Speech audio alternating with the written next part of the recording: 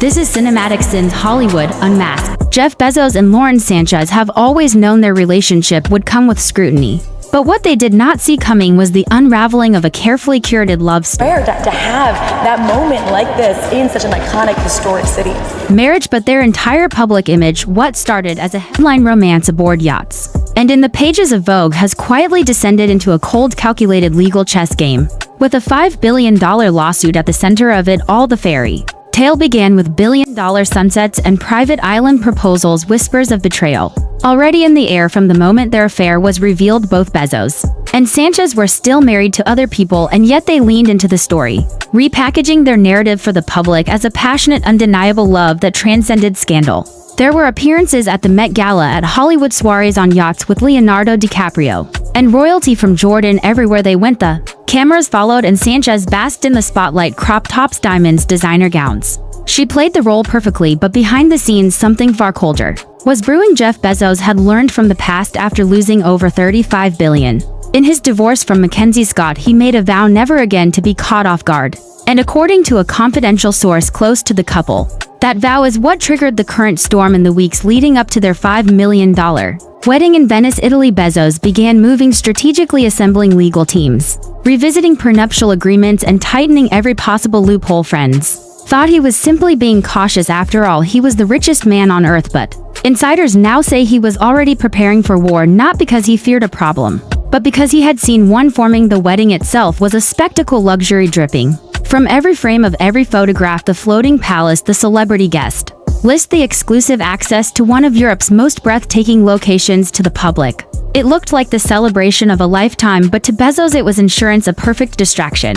While he readied himself for what he believed was coming, Lauren Sánchez had become increasingly ambitious in the months leading up to the wedding, pushing for more media coverage, brand deals, solo interviews that bypassed Bezos's team requests for editorial control over photo shoots, and demands that she be seen not just as a partner but as a star in her own right. The source says Bezos took notice and quietly began documenting everything, and then came the moment he could not ignore. He learned that Sanchez had re-established communication with her brother Michael Sanchez, the same man linked to the leak of Bezos's private texts during the National Enquirer scandal years ago. That scandal nearly imploded his reputation, and while Bezos had weathered it back then, he made it clear that anyone involved would never again be allowed near his inner circle. So when he found out that Lauren was back in contact with her brother, even under the pretense of family closure, he saw it as an act of betrayal. The source says Bezos felt blindsided, not because he believed she had done anything illegal, but because she had reopened a channel to a person he viewed as a direct threat to his empire. And in that moment, Bezos made a decision: no more conversations, no more confrontations. He went straight to execution mode. According to our source, the prenup between Bezos and Sanchez included highly specific clauses, one of which outlined confidentiality provisions tied to her conduct and communications. And when Bezos's legal team reviewed the situation, they saw enough to trigger the breach clause. What followed was swift and silent. Bezos filed a private lawsuit through a discreet legal unit known for handling government-level cases. The amount, $5 billion, was not random. It represented what Bezos's advisors calculated as brand damage, trust violation, and reputational risk if the breach ever went public. The lawsuit was filed under Titandas. Every person involved required to sign silence agreements, even internal Amazon and Blue Origin advisors were only looped in on a need-to-know basis. The legal machine was in motion, and Lauren Sánchez, according to the source, had no idea until it was already too late. She thought she was stepping into forever, but behind closed doors, Bezos had built an escape hatch, and now she was standing in front of it with nowhere to run. When Sanchez found out the extent of the legal move, she did not go to a lawyer. She went directly to Bezos. The source says she showed up at his office without a team, without an agenda, just her trying to stop the disaster before it hit the public. She reportedly told him, "You are going to ruin both of us." And Bezos listened, quietly let her speak, and then delivered a chilling line: "This is not about us anymore. This is about principle." Translation: you crossed a line, and now there's no going back. Bezos wasn't angry, he was resolved. And that made the situation all the more terrifying for Sanchez. Right. She went to rehab in May, and she was doing better. Okay, you guys, ever get those annoying robocalls? I just get annoying calls from Steve. So do I. And then he Okay, hangs but up. over and over and over, you call. Because I usually go like this. Ah, you're annoying, and I just hang up. Well, you may not have to deal with them anymore. The F registry now exempt from the rules robocalls from schools and other nonprofit organizations and political groups because they are considered information. Finally stepping into stability, she had worn the ring, smiled. Through the vows, danced under Venetian lights, surrounded by the richest people in the world. But what she did not realize was that the moment she said "I do," Jeff Bezos had already begun saying goodbye. Sources say that 2 days after the wedding, an argument erupted between the couple, not over infidelity, not over finances, but over power. Lauren had requested to do a solo interview to discuss their marriage, her ambitions, her personal brand. Bezos shut it down hard. He told her the exposure was too thirsty, the timing was off, and the message was wrong. Lauren pushed back, saying he was trying to silence her, box her, and reduce her to a prop in his empire. The exchange escalated fast, and according to a witness, Bezos ended the conversation with a sentence that stopped the air: "You married me, not the brand." It was not just a personal rebuke. It was a statement of values to Bezos. This marriage was meant to be structured, safe, contained. To Sanchez, it was supposed to be a stage, a platform, to finally define herself outside of everyone else, and that was the root of the problem. They were never on the same page, they were on different blueprints, and as soon as that became clear, Bezos flipped into defense mode, not with yelling, not with emotion, but with movement. He called his team, initiated fallback protocols, and began stripping joint visibility from their portfolios. Our insider revealed that this included the removal of Sanchez's name from several digital asset registries, the freezing of collaborative agreements, and the activation of confidentiality firewalls surrounding key ventures. Bezos was not just reacting, he was preparing for a full uncoupling. And the lawyers who had worked with him on the Mackenzie Scott divorce were already on retainer. Sanchez, meanwhile, began to feel the walls closing in. She reached out to friends, some of whom urged her to take a breath, to try and reason with him. Others warned her she was too far and that Bezos, once turned, would not turn back. The problem was that by then Bezos had already begun the process of strategic cleansing. Financial advisors were brought in to restructure trusts, transfer holdings, and reclassify intellectual property linked to the couple. The $5 billion lawsuit was only one layer of the plan. It was the legal centerpiece. But around it, Bezos was building an entire defense system, one designed not just to win, but to erase risk completely. And Lauren, according to multiple sources, began to spiral. She approached 2 of the top crisis management firms in Los Angeles, both with histories of working on Hollywood divorces, celebrity reputation disasters, and media scandals. But even those firms warned her that if Bezos launched his version of the story first, she would have little ground to stand on. The problem was not that she had no narrative. The problem was that Bezos held receipts, personal proof, from texts to voicemails to photos to drafts of interviews he had stopped, that painted a picture of someone leveraging their relationship for personal gain. Lauren had thought she was being strategic. She wanted to build a brand. She wanted to establish herself, not just as Bezos's fiancée or wife, but as her own mogul. But to Jeff, it felt like exposure, vulnerability, a threat to a legacy he had built over decades. And as the lawsuit quietly advanced under seal, those closest to him noticed a shift. The charm dropped, the smiles disappeared. Bezos was not wounded, he was locked. In the same way he had been when building Amazon, when launching Blue Origin, when testifying before Congress on antitrust issues. This was his zone. And Lauren had stumbled into it with Amazon founder Jeff Bezos in a private ceremony in Italy. I'm so excited to announce this. I never thought at 55 that, I'd be getting married. It details timeline, motive, supporting evidence, and calculates estimated damages to Bezos's personal brand, market, influence, and security footprint. The number $5 billion, again, is not arbitrary. It is backed by forensic accounting and reputation valuation models. The legal team behind it includes former federal prosecutors, a digital forensics unit, and at least 3 investigators who have previously worked on State Department privacy cases. This is not tabloid fodder. This is a full-scale legal takedown wrapped in corporate-grade precision.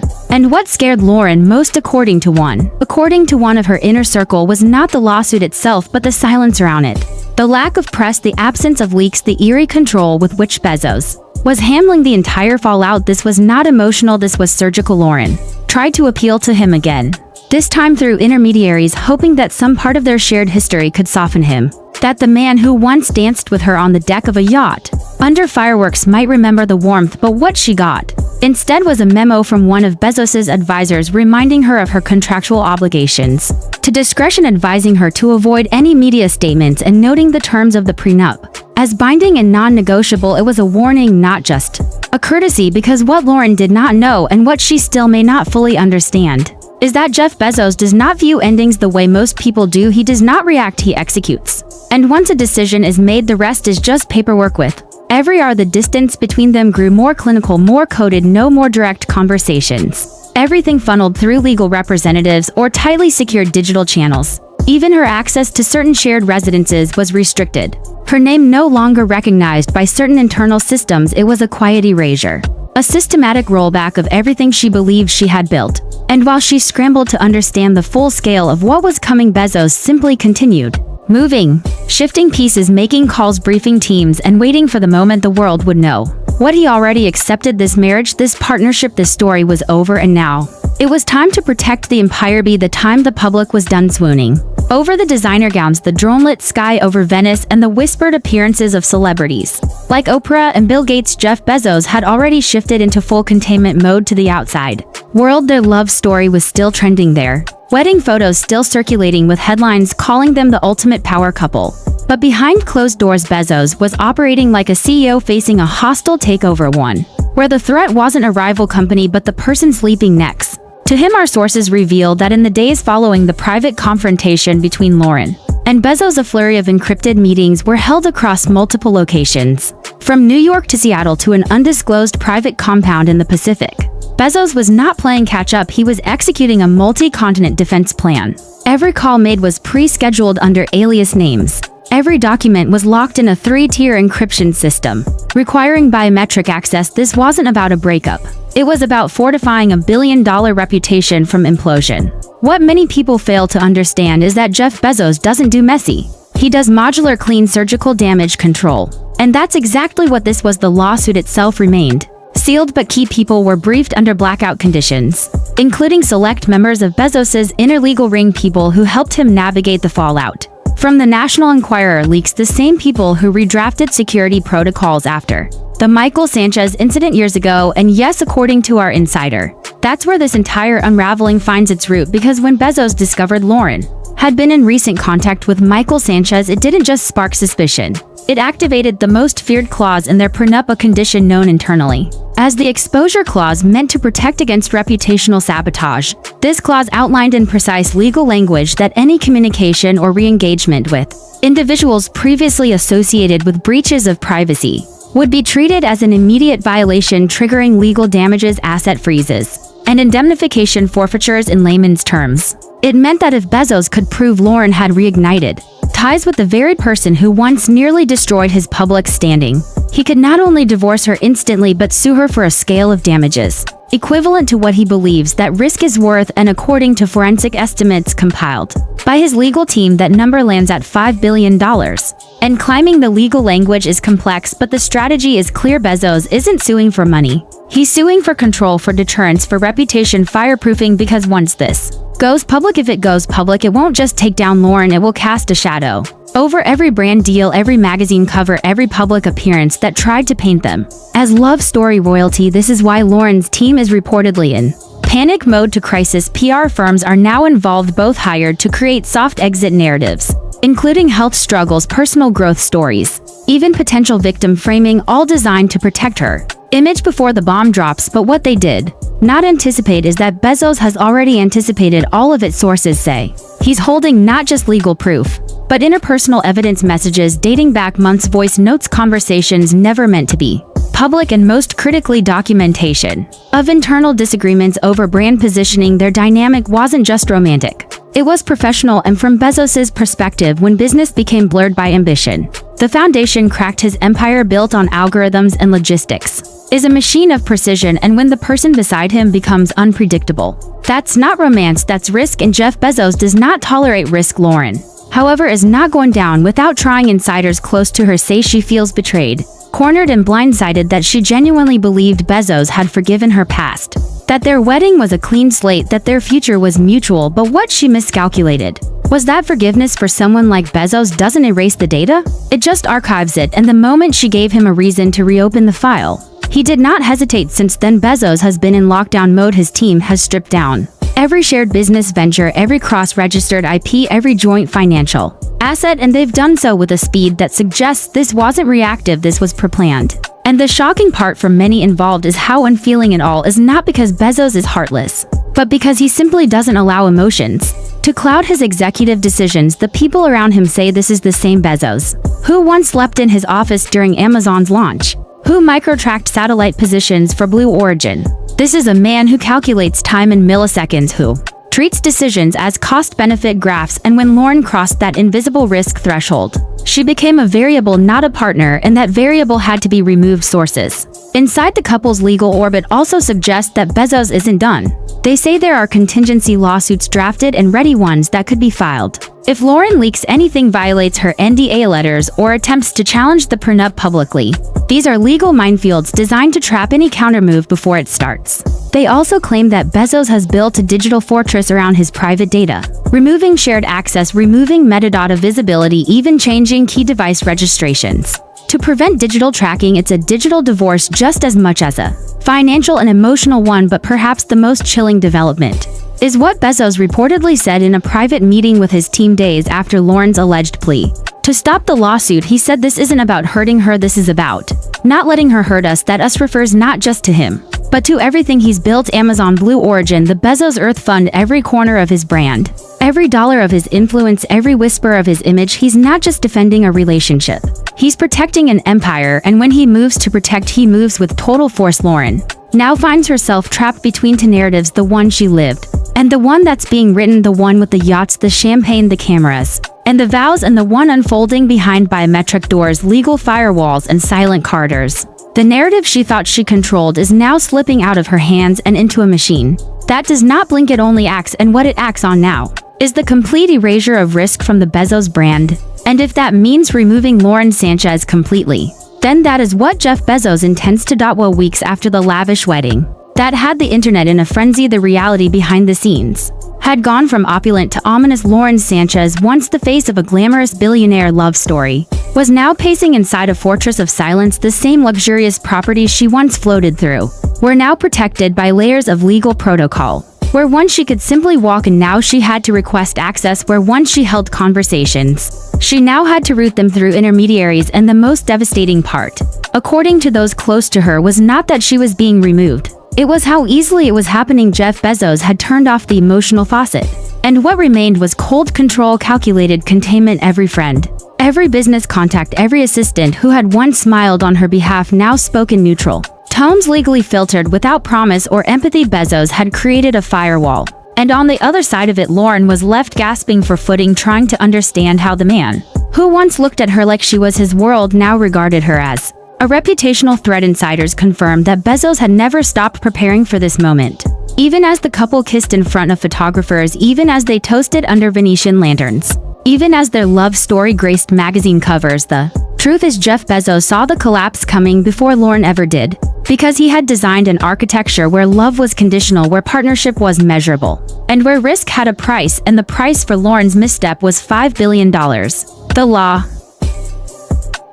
In a behind-the-scenes battle that redefines power, reputation, and precision, Jeff Bezos has launched what insiders describe as a $5 billion legal operation against Lauren Sánchez. The lawsuit, still sealed from public view, is being managed with a level of intensity and control more akin to a national security operation than a celebrity breakup. Every move is calculated, every document cross-checked, every statement or silence strategically deployed. The architects of this legal campaign are not divorce attorneys, but elite reputation and containment specialists trained to neutralize risk at the highest level. Bezos is not seeking revenge, he is protecting an empire. At the core of this operation is legacy. To Bezos, who sees time and civilization through a generational lens, this is not merely about heartbreak or betrayal, it is about narrative control and future-proofing. The financial magnitude of the case, rumored to be worth $5 billion, isn't a personal vendetta, it's a calculated measure of reputational risk multiplied by global influence. Bezos builds rockets, not headlines, and so what was once a